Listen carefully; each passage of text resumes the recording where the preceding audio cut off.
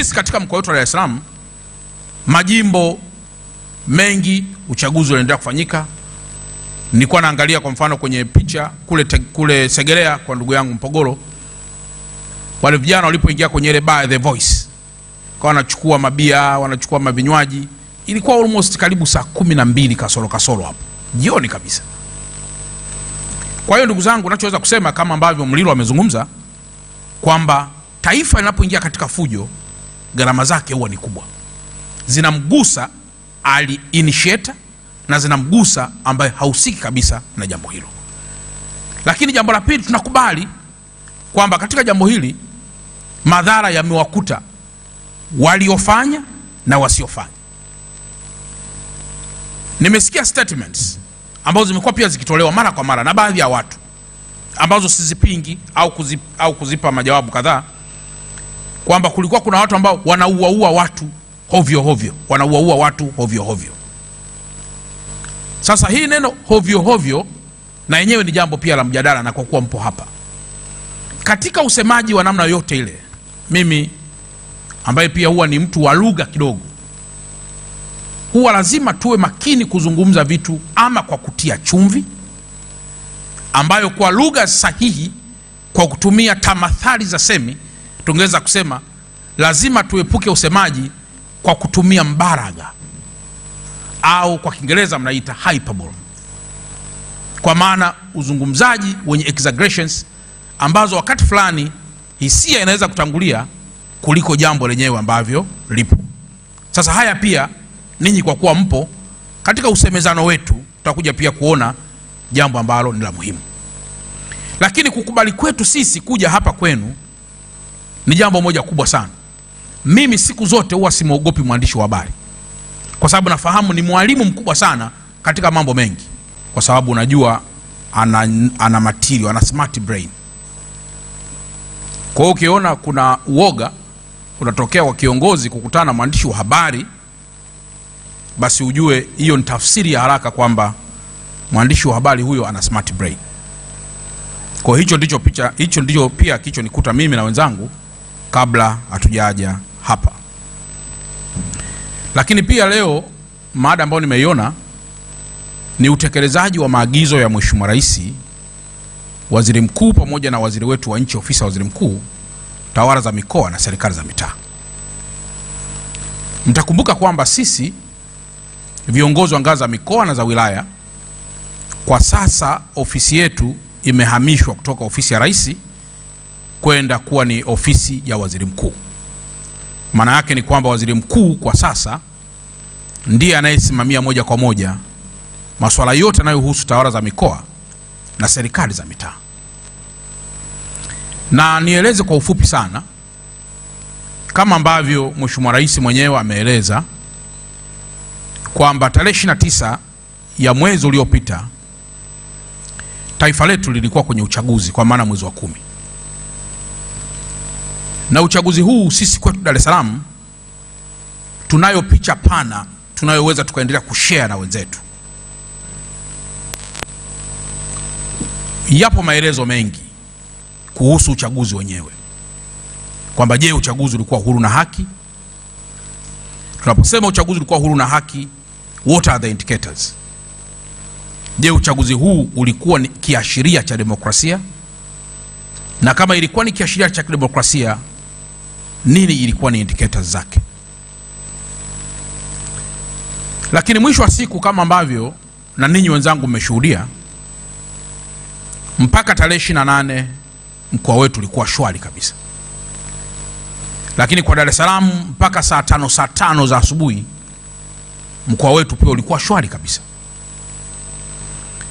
Nimekuja pia na ndugu yangu Albert Msando ambaye ni mkuu wa wilaya ya Ubungo, lakini pia tupo na ndugu yangu Mpogolo ambaye ni mkuu wa wilaya ya Ilala hapa tulipo, na tuko pia na mkuu wa wilaya ya Kigamboni ambayo inapakana tu hapa, ndugu yangu Mikaya. Wakuu wa wilaya wengine pia tutaungana nao, walikuwa pia kwenye majukumu kadhaa. Ukimuuliza mkuu wa wilaya ya Kigamboni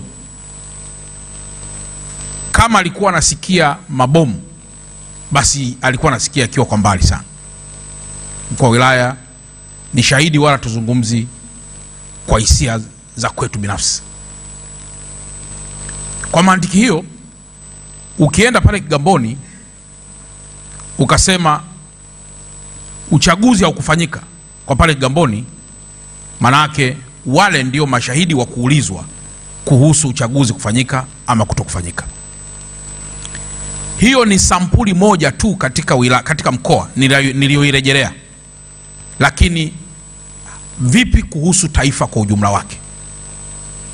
Taifa ambalo ni nchi pana, je, kote huko kwa siku hiyo ya tarehe 29 kulikuwa ni sawasawa na kilichotokea katika barabara hii ya kutoka pale Kimara kuja mpaka hapa au mpaka pale walipoishia?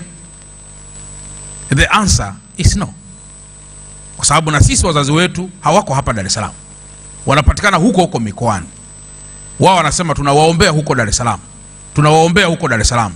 Kiswahili cha kuombea huko Dar es Salaam maana yake nini? Ni kwamba huku haijatukuta.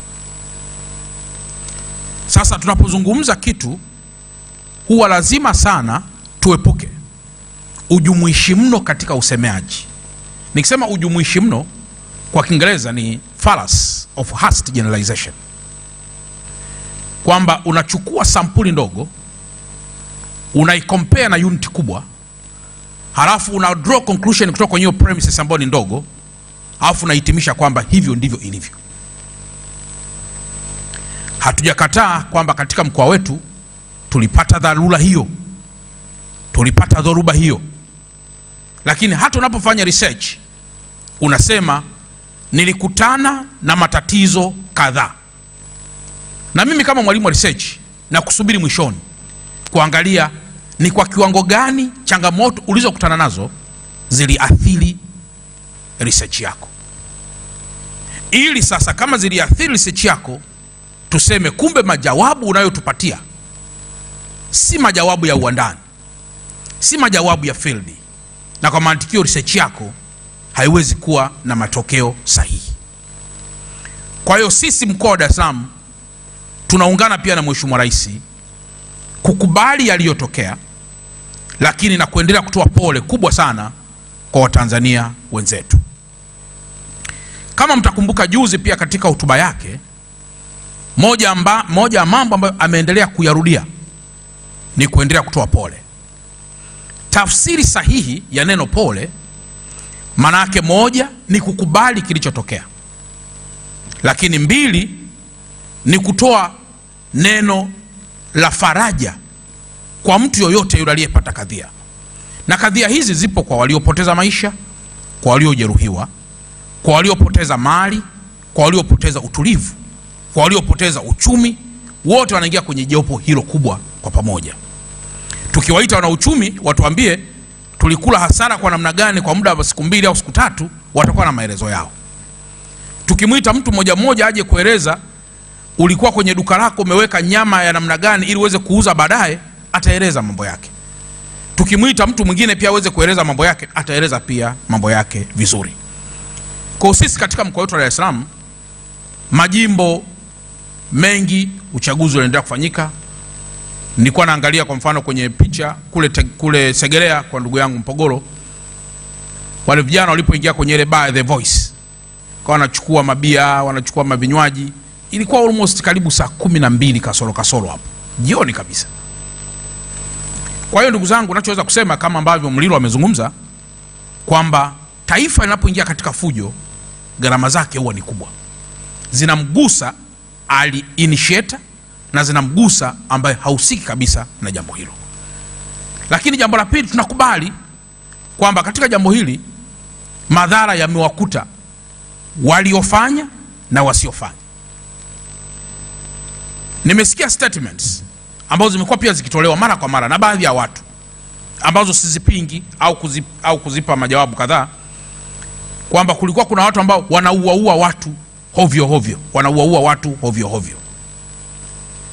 Sasa hii neno hovyo na yenyewe ni jambo pia la mjadala, na kwa kuwa mpo hapa katika usemaji wa namna yote ile, mimi ambaye pia huwa ni mtu wa lugha kidogo, huwa lazima tuwe makini kuzungumza vitu ama kwa kutia chumvi ambayo kwa lugha sahihi, kwa kutumia tamathali za semi, tungeweza kusema lazima tuepuke usemaji kwa kutumia mbaraga, au kwa Kiingereza mnaita hyperbole, kwa maana uzungumzaji wenye exaggerations ambazo wakati fulani hisia inaweza kutangulia kuliko jambo lenyewe ambavyo lipo.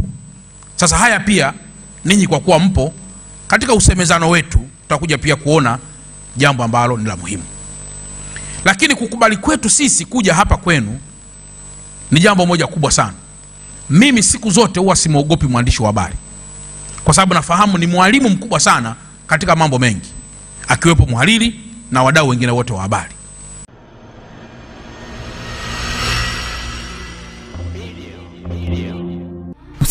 Usisahau kusubscribe, kulike na kucomment. HBTV.